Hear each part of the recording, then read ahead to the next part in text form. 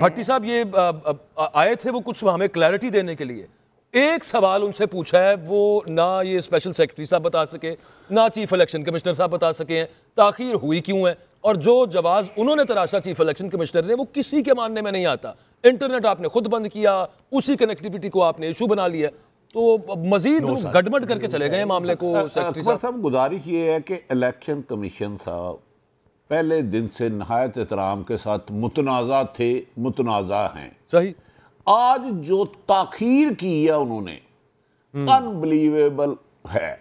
میری سمجھ میں نہیں آتا, میں سمجھ رہا تھا کہ شاید وہ کہیں گے کہ اتنی تاخیر کر کے 25 کروڑ عوام کو میں نے انتظار کی سولی پہ لٹکایا تو میں اس عہدے سے دستبردار ہو رہا ہوں. لیکن وہ جو گفتگو کر کے گئے, انہوں نے جنہیں جرنلسٹوں نے سوال کیا کہ بھئی لاہور اسلام آباد کا رزلٹ نہیں آ رہا, کوئی ایک جواب نہیں دے سکے. دوسری, اب تینوں چاروں میرے سے صاحب علم ہے اور میری عقل تو گھاس کھانے چلے گئی ہے. آپ کہہ رہے ہیں جی زرداری بڑا بادشاہ وہ ملائے گا. یار ڈو یو نو کہ 150 گوہر صاحب کہہ رہے ہیں 150, چلو 140 ہے, 130 ہو, وہ پاگل جماعت کسی اور کے ساتھ ملائے گی کیا؟ آج تک تاریخ میں 15-20 سے زیادہ کبھی آزاد جیتے ہیں. یہ آزاد نہیں ہے بھائی, طریقہ انصاف کے ٹکٹ ہولڈر ہیں. جی آپ کیوں یہ کہہ رہے ہیں کہ نون لیگ کیسے میٹر کرتی ہے اس الیکشن میں, پیپلز پارٹی کیسے کرتی ہے؟ اگر جو وہ بیرسٹر گوہر صاحب کہہ رہے ہیں وہی نمبر ہے تو ڈو یو تھنک وہ کسی کے ساتھ مل کے حکومت بنائیں گے؟ کمال بات کر رہے ہیں بھائی. اور پیپلز پارٹی آدھی سیٹیں نہیں ہے, وہ ساری جماعتیں پی ڈی ایم کی مل بھی جائیں تو وہ پی ٹی آئی جتنی سیٹیں نہیں بنا سکتے. تو کیسے کیوں بنائیں گے کسی کے ساتھ مل کے؟ میں بتا دوں, آپ دراصل اہم لوگ یا کچھ سیاستدان 70 اور 80 کی دہائی سے باہر نہیں نکل رہے. اب دنیا بہت تبدیل ہو چکی ہے. 20 ماہ جو کچھ ہوا ہم سب جانتے ہیں اور اپنی زبان سے کہہ نہیں سکتے.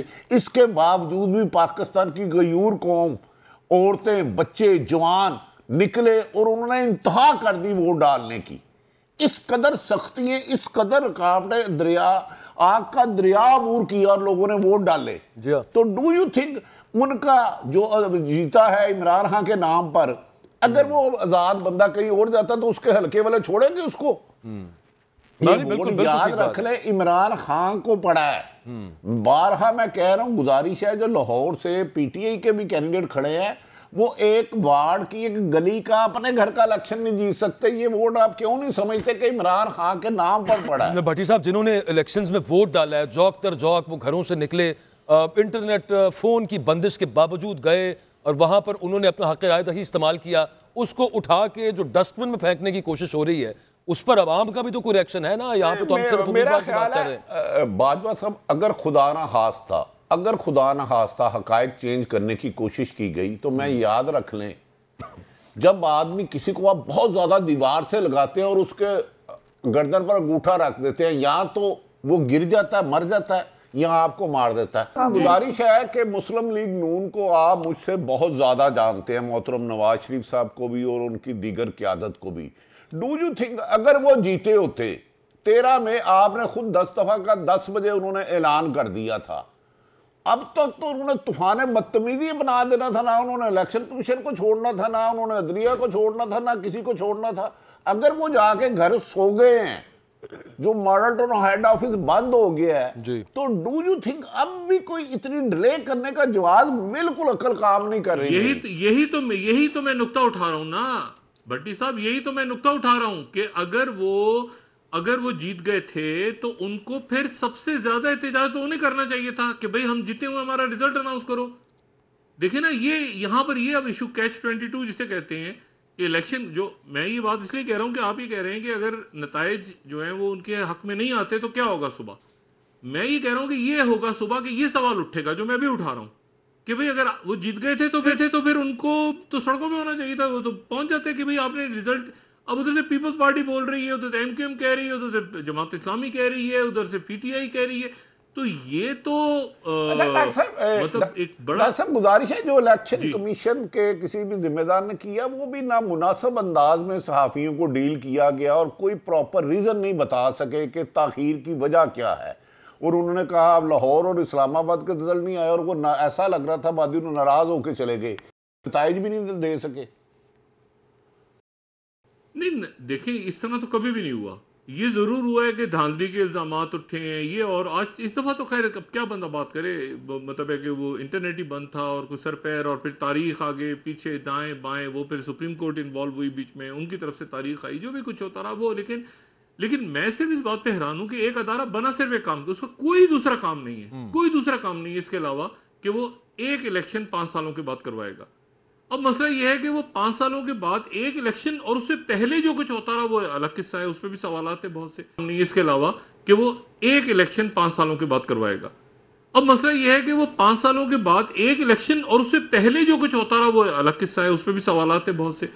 مجھے جو تشویش ہے اس بات کی, جو ابھی جنید صاحب بھی بات کر رہے تھے کہ وہ کہتے ہیں نا things can go towards south, وہ جو ایک بات ہوتی ہے جی جی کہ معاملات کسی اور رخ پہ نہ چلے جائیں, کیونکہ یہ یا تو سپریم کورٹ ان کو صبح پوچھے, بھائی کوئی تو کرے گا نا اس میں کوئی, یا سپریم کورٹ بھی اگر آپ نہیں کو آتی امید تو ہے ڈاکٹر صاحب آپ کے اسلام آباد کی موجودگی کا فائدہ اٹھاتے ہیں. اب سے تقریباً 1.5 گھنٹہ پہلے شاید غالباً کم و بیشتر الیکشن کمیشن صاحب نے فرمایا تھا آدھے گھنٹے کے اندر اندر رزلٹ دے دیں گے ورنہ میں سب کے خلاف کارروائی کروں گا. ذرا چیک تو کریں کہ انہوں نے پورے کے پورے RO سسپینڈ تو نہیں کر دیے.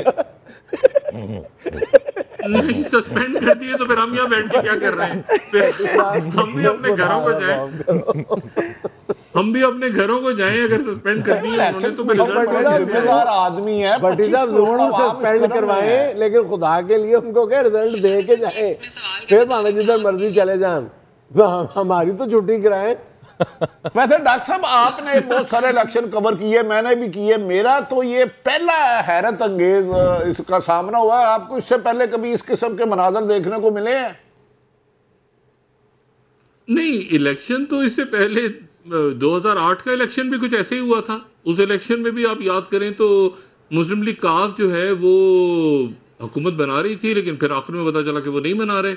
2013 میں جو ہے وہ وکٹری سپیچ ہو گئی تھی, ایک تنازع بعد میں کھڑا ہوا, وہ چلیں جیسے تیسے وہ چلتا رہا. 2018 کے الیکشن پھر اس کے بعد. ڈاکٹر صاحب ہمارے ساتھ کمال ہی ہو, بٹ صاحب کیوں نہیں بول رہی بٹ صاحب؟ دیکھیں جی بات یہ ہے, ایک تو ابھی بھائی نے بات کی کہ احسن اقبال صاحب کی بات ہے, وہ تو اپنا حلقہ ٹھیک ہے جی, اور دوسرا مسلم لیگ نون کے جو اہم افراد ہیں اس وقت وہ صرف ویٹ اینڈ سی کی پالیسی اپنا رہے ہیں, کیونکہ جیسے آپ فرما رہی ہیں نا کہ الیکشن جو اہم افراد ہیں, جو نون لیگ کے اہم افراد ہیں وہ تو سو گئے ہیں سارے. پارٹی تھی, وہ سنگل میجورٹی لینی تھی انہوں نے تو حکومت بنائی ہوئی تھی, وہ پرائم منسٹر کا کینڈیڈیٹ چوز. جو صبح صحافیوں کو کہہ رہے تھے کہ خدا کا خوف کریں, مخلوط حکومت کی بات نہ کریں, ہمیں تو پوری میجورٹی چاہیے. سوری, اچھا آپ مخلوط حکومت سے مجھے, میں آپ کی بات انٹرپٹ کر رہا ہوں, ایک ایجنڈا سیٹ کر کے, کل میں نام نہیں لیتا, 2 چینلز پہ باقاعدہ ہمارے بہت اکابرین صحافت جو ہے وہ باقاعدہ تعریفوں کے پل باندھ رہے تھے کہ جی یہ تو قوموں کی قسمت میں کبھی کبھی ہوتا ہے کہ جب مخلوط حکومت کا چانس مل جاتا ہے. مخلوط حکومتیں تو قومیں بنا دیتی ہیں.